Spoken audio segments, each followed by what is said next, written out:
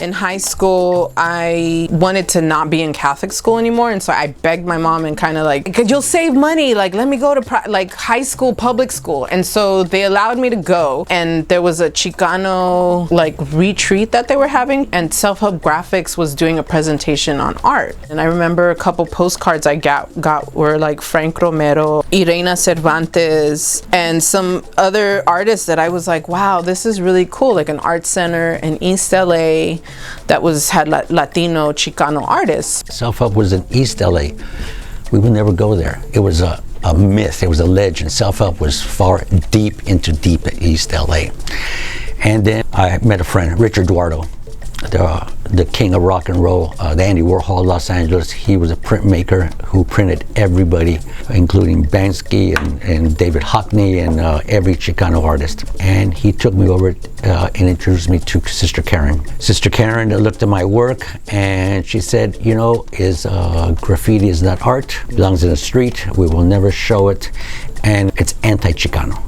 Chicano is about family, migration, farm workers, border issues, you know, identity, and graffiti undermines everything that we're trying to do. She wouldn't show my work until another 5 or 10 years later. She finally gave me a one-man show there. I had this substitute teacher in art class at Schur High School in Montebello.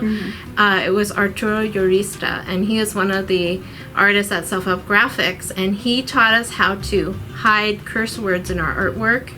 And I thought, oh my God, he's so cool. And it's just like a chance thing that he was our sub that day, but it really brought me in, you know, to the place, and I used to go there a lot, and we started taking workshops there. They were going to do a Dia de los Muertos procession from Evergreen Cemetery to Self-Help. And I got there and I saw these crazy people painted like skulls and skulls going up and down. And I look down and I see I'm standing on my grandmother's grave.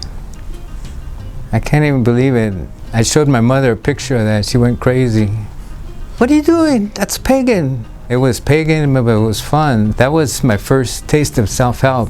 I worked there, like I said, almost 6 years, and I was able to participate in not just one atelier, but several different ateliers. So the other, purpose it served is to create an amazing atelier program that really put self-help graphics on the map, not just locally, nationally, but internationally. So when it first started, there was a printer by the name of Stephen Grace, and he and Sister Karen, talked with some of the different artists there, and came up with the idea of creating the atelier program. What really made it unique and what made it, I think, really effective was that part of the printmaking program was that you would have, over a 3-month period, you would have maybe 12 artists. And what was really important was that it was mandatory for the artists to come and meet every time an artist finished their print. People would share their process, again, many different styles, many different techniques, and so you really had an opportunity to learn not just the content and the different ways in which to work, but the different techniques. I remember Magoo used to have groups in there, Mentor Menudos, where we'd all talk about who we are, what our art is about. I think self-help brings those questions. It helps the community artist understand who they are. That was 2013. I did a piece titled Balam Huipil Remix. So Balam is the jaguar, and that's a term used in Yucateco Mayan. So basically it's my take on like ancestry, spirituality, like on a global context, as well as like modern times and us as people. So I feel like in our own survival as people is that we're warriors. Like we wouldn't be here standing if our ancestors didn't survive, right?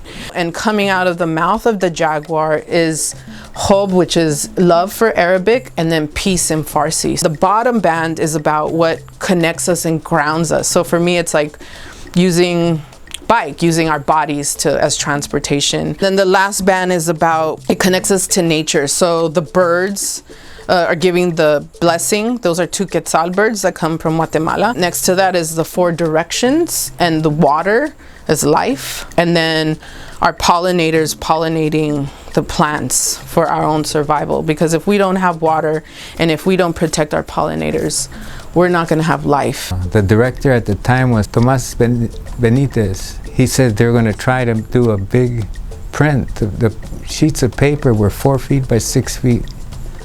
And would I do a serigraph? Well, hell yeah, I was painting murals which were a lot bigger than that. It's called Bolero Familiar. One of the items in that print is a Black Panther. Everybody in East LA had one of those on their coffee table.